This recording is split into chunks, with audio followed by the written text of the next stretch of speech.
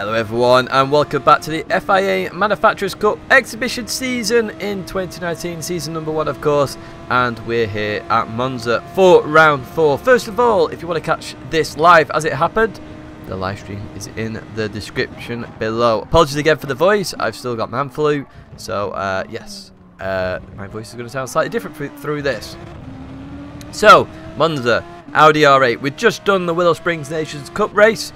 And we jumped into this. We had one race previous where there was an incident and we came in the back, so we're back in it to try and get a better result. R8 should be good here. Very fast car in a straight line, struggles in the corners with tyre wear. Initially it'll get around corners absolutely spot on, but towards the end any bumps like that, as you saw in qualifying, messes up that second chicane there, is going to cost us time and cost us a lot of tyre wear. Into Lesmo 1 we go, absolutely no issues here. Played it a little bit safe there, didn't run too wide. Went into the second Lesmo. Just missed the apex. This lap is not that good so far. You see Quinton on a 47.6 there. Everyone will of course improve because qualifying, fuel burning. We did do some fuel burning. You can tell that by our laps there. Out lap, fast lap, in lap, out lap. Through Scary, a little bit soft here. Oh, the rear slightly went then through this left-hander. So we now head towards the Parabolica. Again, just looking at those times, very close. Firestorm now into pole position and a 147.5. Firestorm in Toyota, of course. The FT1. FT1 not going to be the best here. Like, as long as we pick corners like the Parabolica, not that fast in a straight line. You just saw the rear of the car there in the Audi R8. Just get a little bit twitchy. I had to control that. So this isn't the best lap. What do we get as we head towards the start-finish line? A 47.8. Not the best. You can see I'm not happy there in the bottom left-hand side. So we have a lot of work to do in this race. Now, the grid. Let's see where I actually came overall. If you see yourself, remember to give yourself a shout-out in those comments below. We have Firestorm in P1, followed by Visual Quinton in P2. Both Toyotas there. Calster, Lamborghini Huracan in 3rd place, followed by BFR Cosmic. GTA Matty, my teammate there in 5th place in the Aston Martin, followed by myself in 6th position. Bellin 7th in that Dodge Viper. Don't see many Dodges around. Cobra M5 in 8th in the Aston Martin. Flawless Tidgney livery makes it into the video. McLaren 6th there in 9th. Me against you in 10th. Michelin's in 11th, followed by Andrea in 12th place. 13th for RC Freak. 14th GTP Aguilar. 15th Nuno Andrade. 16th Jamie. 2 pugs in this. Not a strong track for the pug. We've seen that in the past. Spread Nuts in 17th. Kerr in 18th position. So yes, 2 pugs in this. Now we know the pugs aren't fast in a straight line. You can go watch 1,000 videos of the Peugeot Gr3 car where I am not fast in a straight line. So McLaren are going to have to race very smart in this one. Same with Jamie as well. Myself, I'm going to have to be very aggressive at the start. Try and make a few positions. Then try and get a bit of an Audi train going with when the tyre wear really kicks in. And then hope for a good second stint. Now, laps, of course, we have 11. So it's going to be lap 5 or 6 that we should be pitting here to get the best out of the tyres. Quinton this first corner. We actually have a little bit of Quinton running wide there. Slows everybody up a little bit, but we're fine. 3 wide there. Matty gains 2 positions. Cosmic has to take avoiding action, so I go for this middle manoeuvre. Very, very tight. A little bit of contact there between the guys, but all okay. Just a little bit of contact, nothing major there. I thought that was fine. Let me know in the comments if you thought differently. But the Moses manoeuvre again. We gained at least 1 place there. Bellin then overtakes us, so we're back where we started in 6th place. A little bit of a hit there. Not sure who hit me. It might have been Cobra. I think looking back at it, it was. Just broke a little bit too late, but you know, gave me the position still, so absolutely no problem. People make mistakes, especially Monza. Turn 1, turn 2. Look, it's pretty clean. Look at that train of cars in that top right corner. Unbelievable stuff. Leaving Lesmo 2 now. We're behind Bellin in 6th place. 1.4 seconds off the lead, so we know it's going to get a bit busy. So we go to the start-finish line, where we start lap number 2. These are going to be the highlights, of course. As I say, live stream is in the description if you want to follow it more. You can see overtakes happening up ahead. Cosmic behind us. We're absolutely safe here as we come into this corner, really. You have to be a late lunge to get this done. We broke a little bit early, but you know, you got to be careful of the Constantina effect as we leave that corner now. Still in 6th place. Again, we could just casually get around this corner, you know, protect our tyres as best as we can so that later on in the race we can fight. Up ahead, you may have saw it on the TV camera. Matty is side by side with Kelster and Quinton. All there. Wow, that's unbelievable stuff. But as we come into this left, the chicane, the left part, you can see it's all going to bunch up here. People running wide everywhere. There's a slam on, lots of contact. Fortunately, we get the worst of that contact. Get pushed completely out wide there. I think the penalty up ahead. So we're dropping down and down the grid. And this is exactly what happened in the previous race as well. We lost out big style. Managed to stay ahead of GTP Aguila there. So we've got a lot of work to do. Freak ahead with a penalty. McLaren with a penalty as well. This is where I get a little bit frustrated in this race, because you're going to watch McLaren stay to the left and Freak to the right. Where do you go in terms of this? Especially with the ghost in. Not much I could have done there. People going to the grass to avoid them. Personally, I've said this on stream, I think McLaren maybe should have gone to the right, because that's the racing line. Everybody stays to the right with a penalty. Off the racing line, everybody knows where to go. So, you know, we've lost out again, even though the penalty wasn't for us. We did lose out. So, Spreadnuts got ahead of us. Aguila got ahead of us as well. We're in P12. It's the second lap. Freak actually coming back at us here in that BMW M6. And, wow, going to cleanly go past us here. As, yeah, look at that. Unbelievable as we head towards the Parabolica. Bit of a battle behind. McLaren in that Peugeot going to have to defend quite a bit as well from the cars behind. As I say, that Peugeot not fast in a straight line. Very good at handling them. So we're going to come back at Freak, of course. As I said earlier on, this car is fairly quick in a straight line. Let's go to the left of Freak in this instance. Audi versus BMW. It's a German battle here. Across the start-finish line. And we should outbrake Freak as well into this turn. Audi much better in the corners, so we could maintain a little bit more of an apex speed. And look at this, we're already catching back up to this train. It was 6 seconds. Look at it drop down straight away. Obviously battles going on up ahead. We're going to move on a little bit further, a lap later, and look at that gap going from 6 seconds now to 4 seconds. That's 1 lap, 2 seconds. A lot of battling going on in this race. Kelster now currently in the lead, Firestorm in second place, Matty in third place, my teammate. And look at that train of cars up ahead. You can see it visually. Look at that. Everybody is in eyesight up ahead. This is 11th to first place. We've got Freak behind us. You could say 12th. McLaren's in there as well. It is very, very, very close. Leaving Lesmo 1. And, yeah, still absolutely fine. Stay maintaining that 4-second gap. Then into Lesmo 2. Through there we go. Absolutely no problems as we now head towards Ascari. And what you're going to see in just a second is me get very close to Spread Nuts. And look at that gap go down now. It's down to 2 seconds. 2 seconds, guys.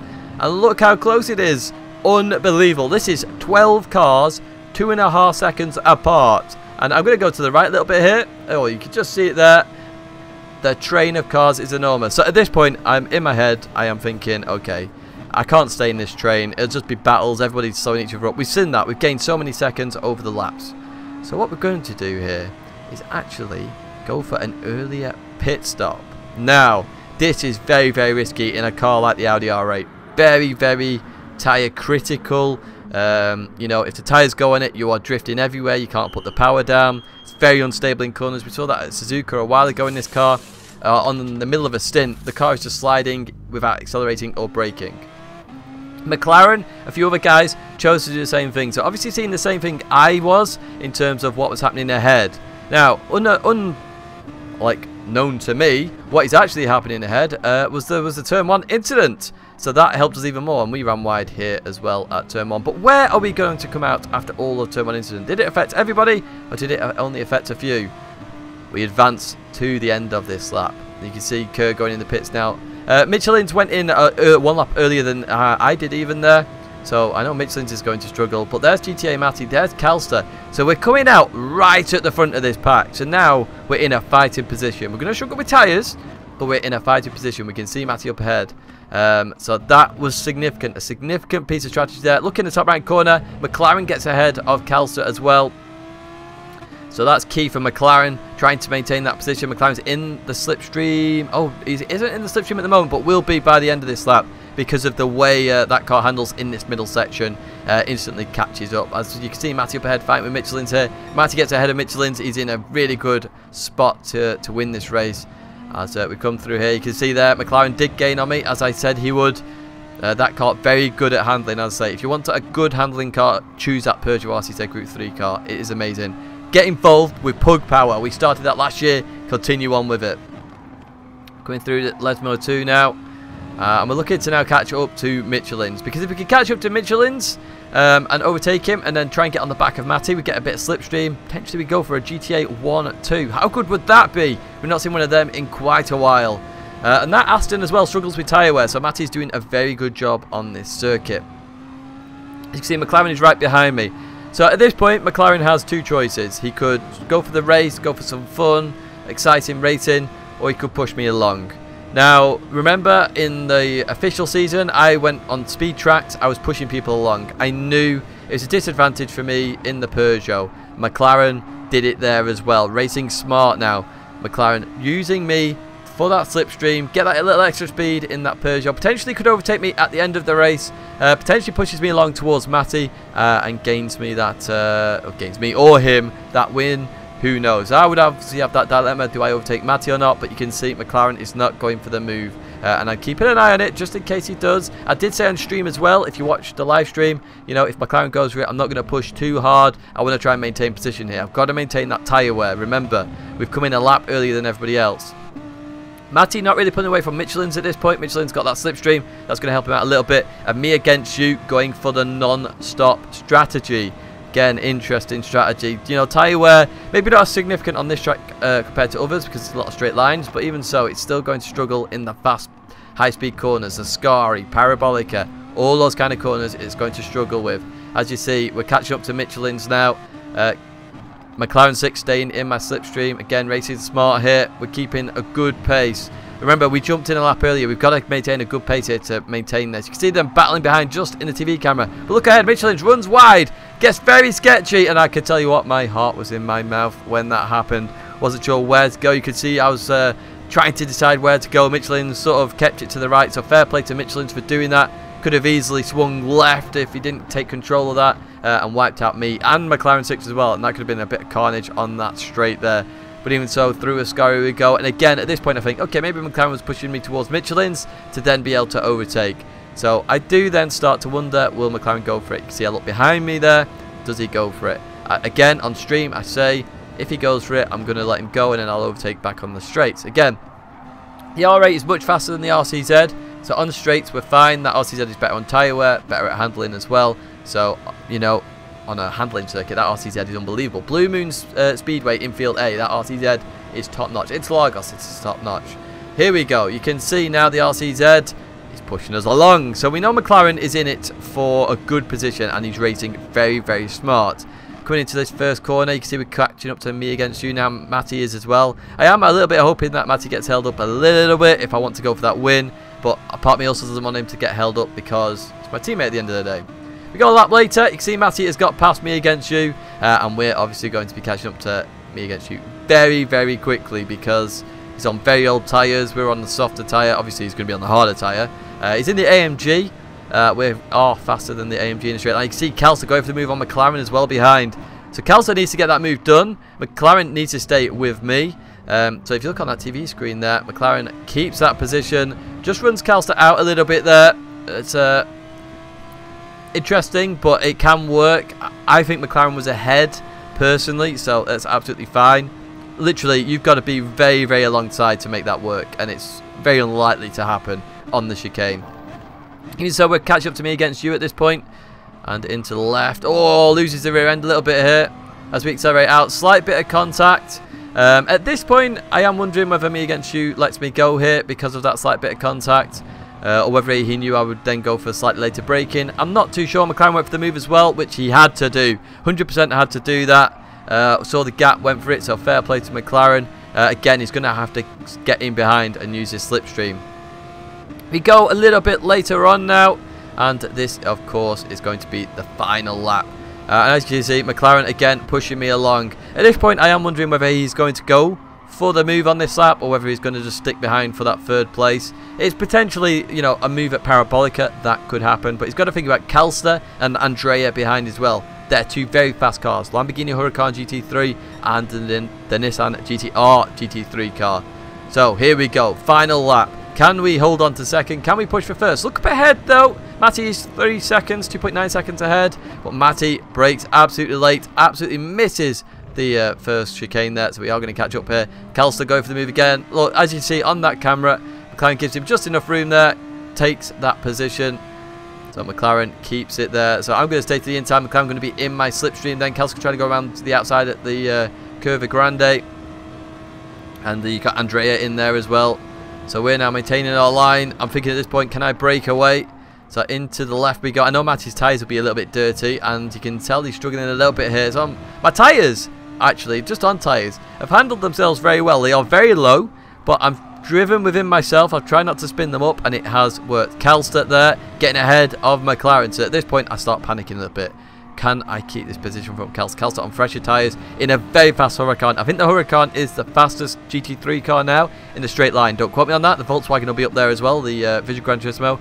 But I'm pretty sure the Huracan is literally the fastest at this moment in time. It is extremely quick. Quincy's left-hander now of Ascari. Through there we go. Matty obviously just trying to hold on for that win. And at this point I am thinking GTA 1-2. We've not seen one of these very often. So let's look at behind a little bit. Andrea runs extremely wide at the exit of Ascari. So it's a 2-horse race for that 3rd position. Can McLaren 6 get that podium position? For us at the moment, we're just now preparing for the Parabolica. Absolutely no worries into here. Round there we go. Just being steady here. Heading towards that line. So the fact that we went down to 12th position and we're pulling it back, if you look in the background, McLaren 6 has got that done at Parabolica as well. But going back to my position, I was down in 12th. McLaren was down there as well. I'm extremely happy with that result. To go from 12th back up to 2nd in that kind of lobby with a very smart strategy, I was extremely happy. And guys, that's something to think about when you're racing. Sometimes it's better to get out of that pack, get some clean air to try and do an undercut, and maybe preserve your tyres a little bit more during that outlap. Not go all out, but at least then potentially have a chance of that race victory because you gain a fair amount of positions. You saw that 1st to 12th, 2 seconds. Hope you enjoyed that video and race highlights of Monza Group 3 in the Manufacturer Series. We came in 2nd place. There's a video playlist there if you want to watch another one. My logo's there if you want to subscribe. But that's it for me for now. Thanks very much for watching. I will see you next time.